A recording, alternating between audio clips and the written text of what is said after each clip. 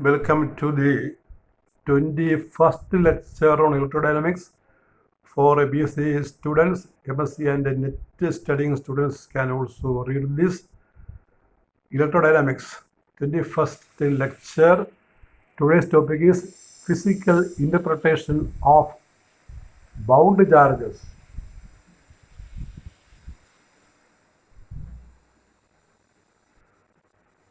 Physical interpretation of bound charges. That's the topic today.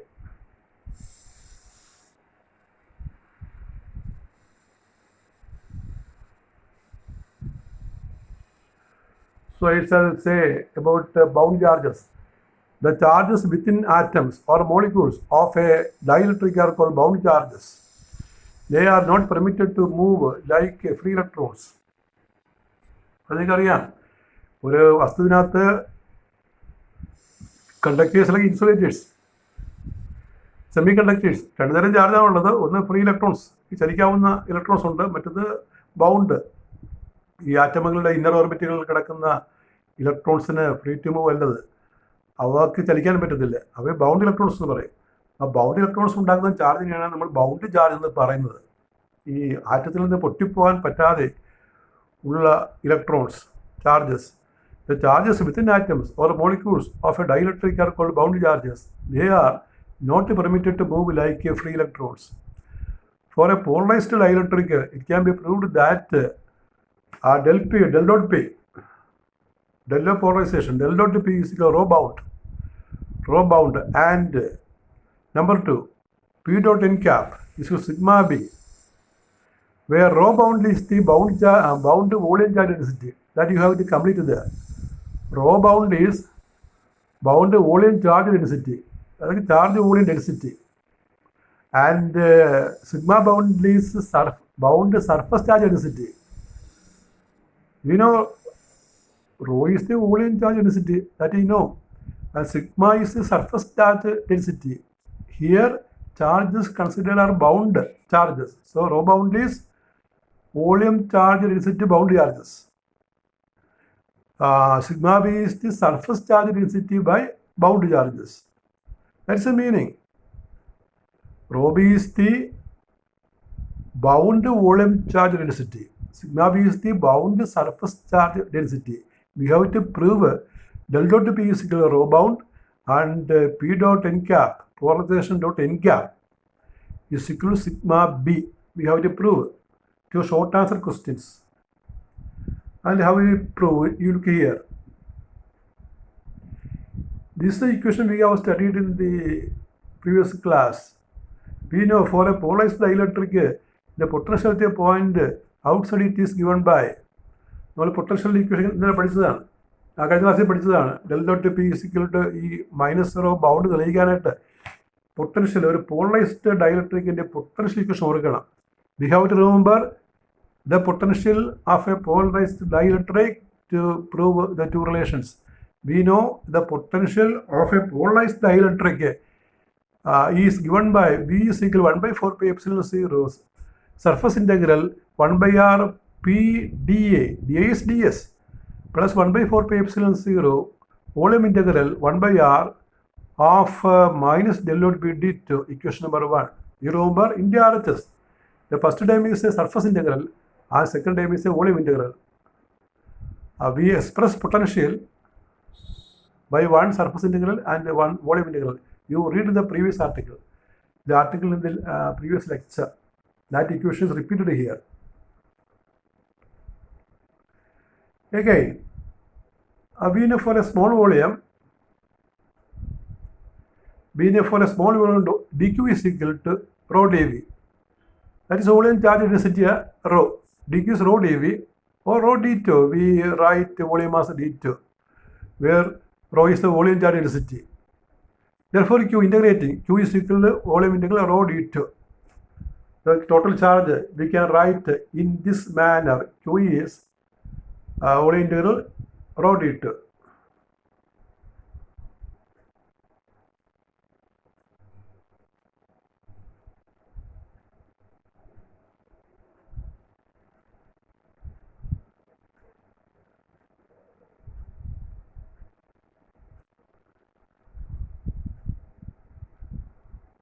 Here we are discussing only bound charges, taking only bound charges. So Q is equal to volume integral rho d tau we can write as volume integral rho b d tau.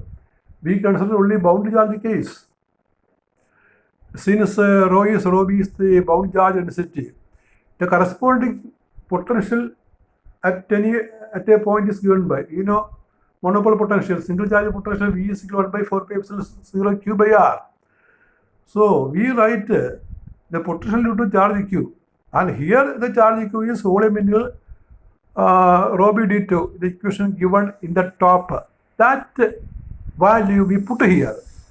So potential V is equal to 1 by 4 pi epsilon 0 volume integral rho b d tau by R. The Q value substituted. That is equation number 2.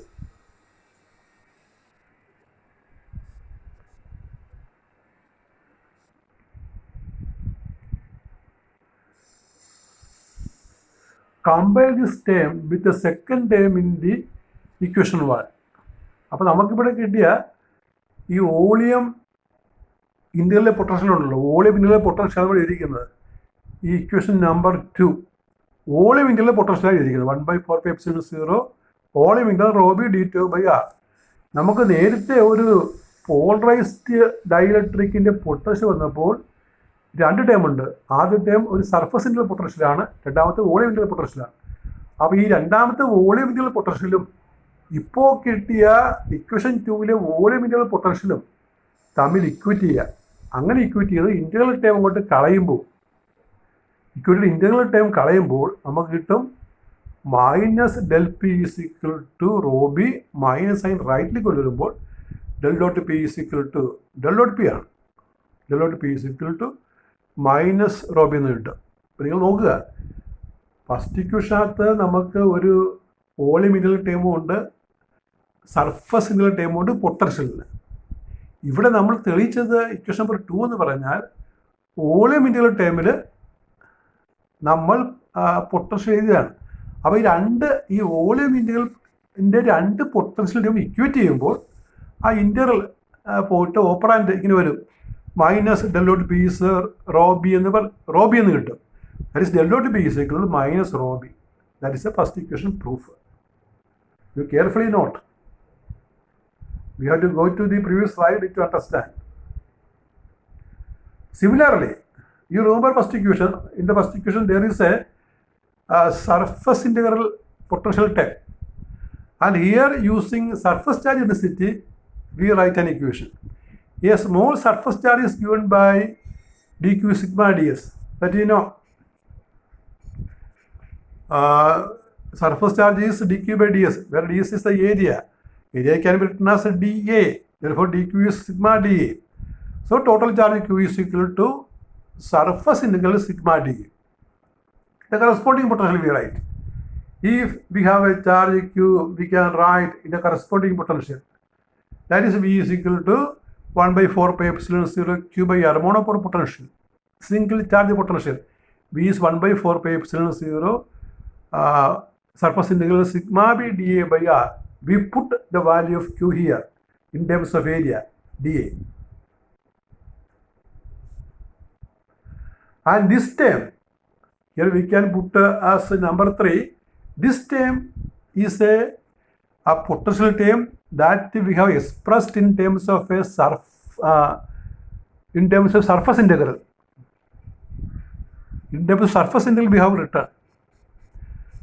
In the equation number 1, for potential, there is a surface integral term and the volume integral term. The volume integral term we have already taken to prove the first equation. So now the surface integral potential term we equate with this equation, the equation given here. So on equating and removing integral sign, we get the polarization. P is equal to its value sigma b. And the modulus value sigma b, sigma b we take as vector, so we can sigma b is a scalar term, so we can take p as a vector. P is a vector, and in order to convert it into scalar, we multiply it by a unit vector. So p dot n is a unit vector. Numerical value of p P, that is sigma B. That's the second proof. So you remember, write the potential for a polarized dielectric. It has two types in the RHS. One is the potential due to surface bound charges. Other is the potential due to volume bound charges. We equate separately the two types. Then we get two equations. So the question may be like this. Prove that for a polarized dielectric, one, del dot P is equal to minus rho bound, and two, del P dot N is equal to sigma bound. B means bound.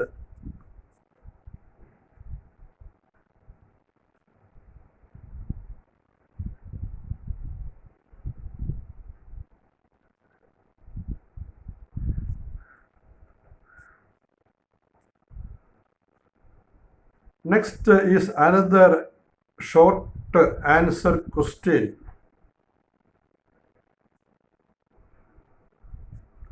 The topic is called Lorentz local field.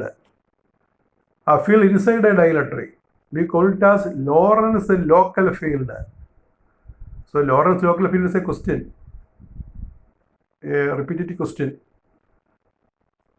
to show that the field inside a dielectric is 1 by minus 1 by 3 epsilon 0 P. P is the polarization density vector. അപ്പോൾ E is equal to minus 1 by 3 epsilon 0 P എന്ന് പറയുന്ന ആ ഫീൽഡിനെ വിളിക്കുന്ന പേരാണ് Lawrence local field. ഇതെന്താണിത്? ഇതൊരു ഡയലക്ട്രിക്കിനകത്തുള്ള ഫീൽഡാണ്. ഈ ചാർജ് ബൗണ്ട് ചാർജസ് മൂലം ഒരു പോളറൈസ്ഡ് ഡയലക്ട്രിക്കിനകത്തുള്ള ഇലക്ട്രിക് ഫീൽഡ് ഇക്വേഷനാണ്. If P is the polarisation density, ഒരു പോളറൈസ്ഡ് ഡയലക്ട്രിക്കിനകത്തുള്ള ഇലക്ട്രിക് ഫീൽഡ് ഇക്വേഷനാണ് ഇത്. minus 1 by 3 epsilon 0 P. P is the polarization density vector, and this field is called Lorentz local field.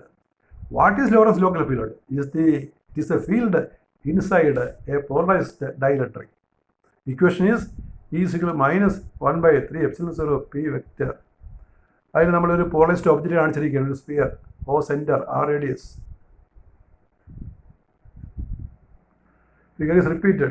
If you not repeat the figure, draw only once. Consider a dielectric sphere of radius R. It is polarized. Let a P be the polarization density. Polarization density or density polarization. It is clear, very easy. ഒരു sphere വിചാരിക്കുക, dielectric sphere ആണ്, അത് polarised ആണ്, P ആണ് polarisation density എന്ന് കരുതുക. അപ്പോൾ അതിനെ, അങ്ങനെയുള്ള ഈ പോളറൈസ്ഡ് ഓബ്ജക്റ്റിനെ നമ്മൾ കാണുന്ന മറ്റൊരു രീതിയാണ് ഈ പടത്തിൽ കാണിച്ചിരിക്കുന്നത്. ആ മുകളിലത്തെ പടം തന്നെ നമ്മളൊന്ന് റിപ്പീറ്റ് ചെയ്യുക. റിപ്പീറ്റ് ചെയ്യുമ്പോൾ എങ്ങനെയാണെന്ന് നോക്കിക്കേ. This type of polarised sphere, നമ്മൾ നേരത്തെ കണ്ട sphere, may be considered as composed of two spheres, namely a positively charged sphere and a negatively charged sphere. അപ്പോൾ നമ്മൾ ആദ്യം നേരത്തെ കണ്ട ഒരു സ്പിയർ ഒരു പോളറൈസ്ഡാണ്. ആ പോളറൈസ്ഡ് സ്പിയറിനെ രണ്ട് ഓവർലാപ്പിംഗ് സ്പിയേഴ്സ് ആയിട്ട് ഇതുപോലെ കരുതുക എന്നാണ് പറയുന്നത്. അതിന് കാര്യം, പോളറൈസ്ഡ് ആകുമ്പോൾ ചാർജ് സെപ്പറേഷൻ ഉണ്ടല്ലോ. പോസിറ്റീവ് ചാർജ് ഒരു ഡയറക്ഷനിലും നെഗറ്റീവ് ചാർജ് മറ്റൊരു ഡയറക്ഷൻ സഞ്ചരിക്കുമ്പോൾ ഈ ചാർജ് സെൻറ്റേഴ്സ് തമ്മിൽ സെപ്പറേഷൻ വരും. ആ സെപ്പറേഷനാണ് ഇവിടെ എസ് എന്നുള്ള ആ ദൂരമായിട്ട് മാർക്ക് ചെയ്തിരിക്കുന്നത്. അപ്പോൾ ഒരു പോളറൈസ്ഡ് സ്പിയറിനെ അതിൻ്റെ ചാർജ് ഡിസ്ട്രിബ്യൂഷൻ്റെ അടിസ്ഥാനത്തിൽ നമ്മൾ നോക്കിയാൽ അത് രണ്ട് ഓവർലാപ്പിംഗ് സ്പിയേഴ്സ് ആയിട്ട് കാണാം. ഒന്നൊരു പോസിറ്റീവ് ചാർജ് ഒരു സൈഡിൽ വരുന്നത് അല്പം ഒരു സൈഡിലേക്ക് ഷിഫ്റ്റ് ചെയ്യും, മറ്റേത് നെഗറ്റീവ് ചാർജ് വരുന്നത് വേറൊരു സൈഡിലേക്ക് ഷിഫ്റ്റ് ചെയ്യും. അപ്പോൾ ചാർജ് സെൻറ്റേഴ്സ് തമ്മിൽ ഒരു ഡിസ്റ്റൻസ് എസ് ഉണ്ടാകും. So a polarised dielectric can be considered as two overlapping spheres slightly displaced as shown in the figure due to their charges, and S is the displacement.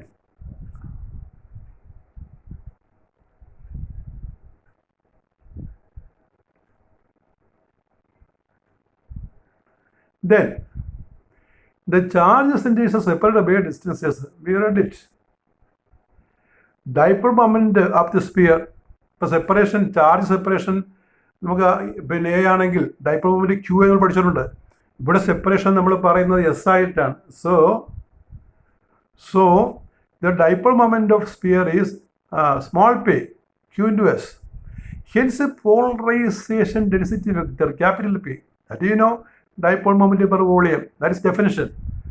Dipole moment by volume is the polarization density. So P by volume, small p by volume. That is P vector is equal to small p by volume of sphere, 4 by 3 PR cubed. That is put on cross multiplication.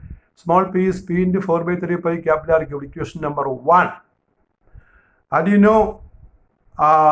you have studied in your plus 2 class the equatorial field of a dipole. The equatorial field of an electric dipole is equal to 1 by 4 pi epsilon 0 p by R cubed. That definition you have studied. P by R cubed. The equatorial field. If it is axial field, 1 by 4 pi epsilon 0 2 pi by R cubed. For equatorial field, it is 1 by 4 pi epsilon 0 p by R cubed. So these two equations we can compare. And we put small p in this equation. In the equation written below, the second equation, we put small p from first equation. Then we get like this. On putting sum of the, we put a minus sign. For field p, we put a minus sign because the field inside is written as attractive field.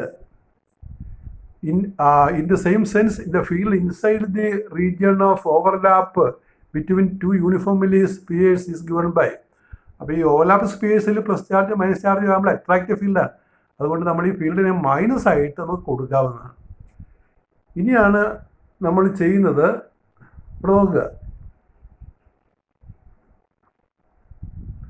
ആ പിയുടെ value substitute ചെയ്യണം. ഇവിടെ പിയുടെ value substitute ചെയ്യുമ്പോൾ ഈ R ക്യൂബൊക്കെ വെട്ടിപ്പോയിട്ട് നമുക്ക് വരുന്ന term E is equal to 1 by E is equal to minus 1 by 3 epsilon 0 small p എന്ന് കിട്ടും. Minus 1 by 3 epsilon 0 small p അങ്ങനെ വരുന്നത്. അങ്ങനെയല്ലേ നോക്കി ഒന്നുകൂടി നോക്കാം. ഇതാണ് ഓവർലാപ്പിംഗ് സ്പേസ്. ഇവിടെ കിട്ടി നമുക്ക് അതിൻ്റെ പോളറൈസേഷൻ ഡെൻസിറ്റി. പോളറൈസേഷൻ നമ്മൾ പറയും dipole moment small p is Q into S. അതുകൊണ്ട് polarisation density capital P small p by volume that is equal to capital P small p by 4 by 3 pi R cubed. അപ്പോൾ small p കാണുമ്പോൾ capital P into 4 by 3 pi R cubed. Equatorial field of an electric dipole is E is equal to 1 by 4 epsilon 0 small p by R cubed. അത് minus ആക്കി പറയും. എന്നിട്ട് ഈ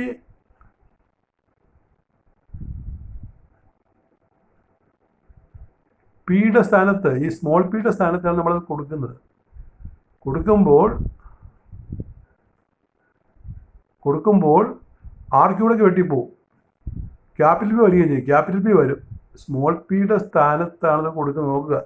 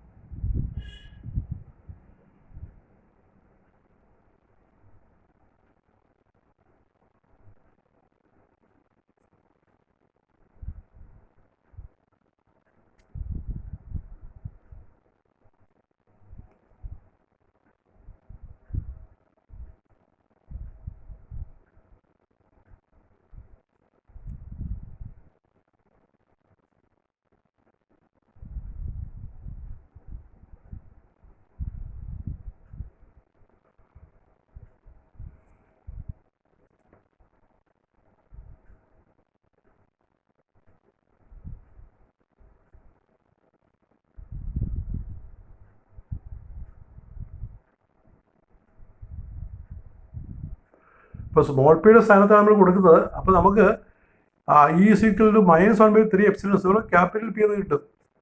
അപ്പോൾ അതാണ് equation. അപ്പോൾ അതിന് ക്വസ്റ്റ്യൻ ഇതാണ്, show that the field inside a polarised dielectric is equal to -1/3 epsilon 0 capital P polarisation density vector. അല്ലെങ്കിൽ ചോദിക്കാം show that the Lorentz local field E is equal to -1/3 epsilon 0 p vector. And here there is another question. And that is from the +2 question. And this question is a 2019 question, I think. The dielectric strength of a pure insulating material. And the question is, what do you mean by dielectric strength? ഡൈലക്ട്രിക്കിൻ്റെ strength എന്ന് പറഞ്ഞാൽ എന്താണ്? നമുക്കറിയാം ഈ പ്ലാസ്റ്റിക്കിന് അല്ലെങ്കിൽ വുഡിനൊക്കെ ഉള്ള കഴിവാണ് കറണ്ടിനെ തടയാനുള്ളത്. നമുക്കറിയാം ഒരു ഗ്ലൗസ് ഇട്ട് നമുക്ക് ഒരു 230 വോൾട്ടിലുള്ള ഒരു ഇൻസ്ട്രുമെൻറ്റൊക്കെ ടച്ച് ചെയ്യാൻ പറ്റും ഗ്ലൗസ് ഇട്ട്. എന്നാൽ നമുക്ക് അതേ ഗ്ലൗസ് കൊണ്ട് ഒരു 1000 വോൾട്ടോ അതുപോലുള്ള ടച്ച് ചെയ്യാൻ പറ്റത്തില്ല. കാരണം ഈ പ്ലാസ്റ്റിക് കണ്ടക്ട് ചെയ്യും, പ്ലാസ്റ്റിക്കിൻ്റെ സ്ട്രെങ്ത് നശിച്ചു പോകും. കറണ്ടിനെ തടയാനുള്ള പ്ലാസ്റ്റിക്കിൻ്റെ ഗ്ലൗസിൻ്റെയൊക്കെ കഴിവ് നഷ്ടപ്പെടും വോൾട്ടേജ് കൂടുതലാണെങ്കിൽ. അപ്പം അങ്ങനെ ഒരു അളവാണ് ഡൈലക്ട്രിക് സ്ട്രെങ്ത്. അപ്പോൾ എന്താണ് dielectric strength? The dielectric strength of a pure insulating material is the maximum field that the material can withstand under ideal condition without breaking down. ആ ബ്രേക്ക് ഡൗൺ ഉണ്ടാകാതെ, ഇതിൻ്റെ പ്രവർത്തനം നശിക്കാതെ ഒരു ഡൈലക്ട്രിക് മെറ്റീരിയലിന് ഫീൽഡിനെ തടയാനുള്ള കഴിവ്, മാക്സിമം ഫീൽഡ് എത്ര താങ്ങാൻ പറ്റും, അതിനെയാണ് നമ്മൾ ഡൈലക്ട്രിക് സ്ട്രെങ്ത് എന്ന് പറയുന്നത്. ആ മാക്സിമം ഫീൽഡിന് അപ്പുറത്ത് വോൾട്ടേജ് അല്ലെങ്കിൽ ഫീൽഡ് വന്നാൽ ഇത് കണ്ടക്ട് ചെയ്യും. ഇപ്പോൾ ഡൈലക്ട്രിക് കൊണ്ട് നമുക്കൊരു ഫീൽഡിനെ തടഞ്ഞു നിർത്താം, ഒരു വോൾട്ടേജ് സ്റ്റോപ്പ് ചെയ്യാം. പക്ഷേ വോൾട്ടേജ് വളരെ കാര്യമായിട്ട് വന്നാൽ, വോൾട്ടേജ് കൂടുക എന്ന് പറഞ്ഞാൽ ഫീൽഡ് കൂടുകയാണ്. അങ്ങനെ വന്നാൽ അതിന് താങ്ങാൻ പറ്റത്തില്ല. അപ്പോൾ ഡൈലക്ട്രിക്കിന് താങ്ങാൻ പറ്റാവുന്ന ഏറ്റവും കൂടിയ ഫീൽഡ് അതിനെയാണ് ഡൈലക്ട്രിക്സ് എന്ന് പറയുന്നത്. The theoretical dielectric strength of a material is the intrinsic property of the bulky material, and it is independent of the configuration of the material or the electrodes with which the field is measured. അപ്പോൾ dielectric strength എന്ന് പറഞ്ഞാൽ ഒരു മെറ്റീരിയലിൻ്റെ dielectric strength അതിൻ്റെ ഒരു ആന്തരികമായിട്ടുള്ള പ്രോപ്പർട്ടിയാണ്. നമ്മൾ ഈ സാധനം മൊത്തം എടുത്തു കഴിഞ്ഞാൽ അതിൻ്റെ ആന്തരികമായ പ്രോപ്പർട്ടിയാണ്. അത് ഈ വസ്തുവിൻ്റെ ഘടനയോ കോൺഫിഗറേഷനെയോ അല്ലെങ്കിൽ അതിൻ്റെ നമ്മൾ കണക്ട് ചെയ്യുന്ന ഇലക്ട്രോണിനെ ആശ്രയിക്കത്തില്ല. ആ വസ്തുവിൻ്റെ മൊത്തം, ഇപ്പോൾ എയർ ആണെങ്കിൽ എയർ മൊത്തം എടുക്കണം, അപ്പം അതിനാണ് ആശ്രയിക്കുന്നത്. മൊത്തം വസ്തുവിനെയാണ് ഈ ഡൈലക്ട്രിക് സ്ട്രെങ്ത് ആശ്രയിക്കുന്നത്. അതായത് നമ്മൾ അവിടെ പിടിക്കുന്ന ഇലക്ട്രോണിനെ ആശ്രയിക്കുന്നില്ല. ആ വസ്തുവിൻ്റെ അളവ് അതിനാണ് കാണിക്കുന്നത്. ഒരു എക്സാമ്പിളോട് കൊടുത്തിട്ടുണ്ട്. Dielectric strength, the thickness, temperature, humidity etc. affects the dielectric strength. അപ്പോൾ ഏത് കാലാവസ്ഥയിലാണ് നമുക്കറിയാമല്ലോ, തണുപ്പ് കാലത്താണെങ്കിൽ ഷോക്കിന് അല്പം സാധ്യത കൂടുതലാണെങ്കിൽ, ഈർപ്പമുണ്ടെങ്കിൽ ഷോക്ക് അടിക്കും നിങ്ങൾ പറയാറില്ല. ഈർപ്പമില്ലെങ്കിൽ ഷോക്ക് അടിക്കത്തില്ല, ഈർപ്പമുണ്ടെങ്കിൽ ഷോക്ക് അടിക്കും. കാരണം ഡൈലക്ട്രിക് സ്ട്രെങ്ത് കുറഞ്ഞു, അതാണ് കാര്യം. The thickness, temperature, humidity etcetera affects dielectric strength. Dielectric strength of certain materials are given below. Air 3.4 megavolt per metre. ആ യൂണിറ്റ് പ്രത്യേകം ശ്രദ്ധിക്കണം. It is capital MV per metre ആണ്. മെഗായാണ് 10⁻6 വോൾട്ട്. 10⁻6 വോൾട്ട് വരെ ഈ പ്ലാസ്റ്റിക്കിനൊക്കെ താങ്ങാൻ പറ്റുമെന്നാണ് പറയണത്. എയർ ആണെങ്കിൽ എയറിൻ്റെ ഒരു പ്രത്യേകതയാണ്. 1 മീറ്റർ എയർ ഉണ്ടെങ്കിൽ 3 മെഗാവോൾട്ട് വരെ തടഞ്ഞു നിർത്തും അന്തരീക്ഷമർദ്ദത്തിൽ. ആ വിൻഡോ ഗ്ലാസ് അതിന് കൂടുതലാണ്. 9.8 × 8 to -13.8 മെഗാവോൾട്ട് പെർ മീറ്റർ. റേഞ്ചാണ് ഇരിക്കുന്നത്, ഹൈഫൻ റേഞ്ചാണ്. ബോറോസിലിക്കൽ ഗ്ലാസ് വളരെ കൂടുതലാണ്, 20 to 40 മെഗാവോൾട്ട് പെർ മീറ്റർ. യൂണിറ്റ് പ്രത്യേകം നോക്കുക, മെഗാവോൾട്ടാണ്. 10⁻6 10⁻6 വോൾട്ട് പെർ മീറ്ററാണ്. Benzene 163. Distilled water 65 to 70 megavolt per meter. That is the approximate values of dielectric strength of different insulators. Dielectrics. അപ്പോൾ നമുക്ക് ഡൈലക്ട്രിക്സ് എന്ന് പറഞ്ഞാൽ ഇലക്ട്രിക് ഫീൽഡിനെ വോൾട്ടേജിനെ ഈ വോൾട്ടേജ് ഉണ്ടെങ്കിലാണ് ഫീൽഡ് ഉള്ളത്. E=V/R ഇക്വേഷൻ നമുക്കറിയാമല്ലോ. വോൾട്ടേജ് ഉണ്ടെങ്കിൽ ഫീൽഡുണ്ട്. അപ്പോൾ വോൾട്ടേജിനെ അല്ലെങ്കിൽ ഫീൽഡിനെ തടഞ്ഞു നിർത്താനുള്ള ഡൈഇലക്ട്രിക്കിൻ്റെ ശക്തിയെ, കഴിവിനെ വിളിക്കുന്ന പേരാണ് ഡൈഇലക്ട്രിക് സ്ട്രെങ്ത്. അതൊരു മീറ്ററിൽ എത്ര വോൾട്ട് വരെ ആകാം എന്ന രീതിയിൽ അളക്കുന്നത്. ഇപ്പോൾ വോൾട്ട് പെർ മീറ്റർ അളക്കുന്നത് അതിൻ്റെ യൂണിറ്റ് വലിയ സംഖ്യ മെഗാ വോൾട്ടിൽ അളക്കും. വോൾട്ട് പെർ മീറ്റർ ഓർക്കുക, അത് ഫീൽഡിൻ്റെ യൂണിറ്റാണ്. വളരെ വലിയ വോൾട്ടാണ്, ഫീൽഡാണ് ഈ ഡൈഇലക്ട്രിക് സ്ട്രെങ്ത്. അപ്പോൾ ഒരു ഡൈഇലക്ട്രിക്കിന് കുഴപ്പം കൂടാതെ തടഞ്ഞു നിർത്താൻ പറ്റുന്ന, ബ്രേക്ക് ഡൗൺ ഇല്ലാതെ തടഞ്ഞു നിർത്താൻ പറ്റുന്ന ഹൈ ഫീൽഡ്, അതാണ് dielectric strength. That is all with our 21st lecture on electrodynamics. Thank you very much.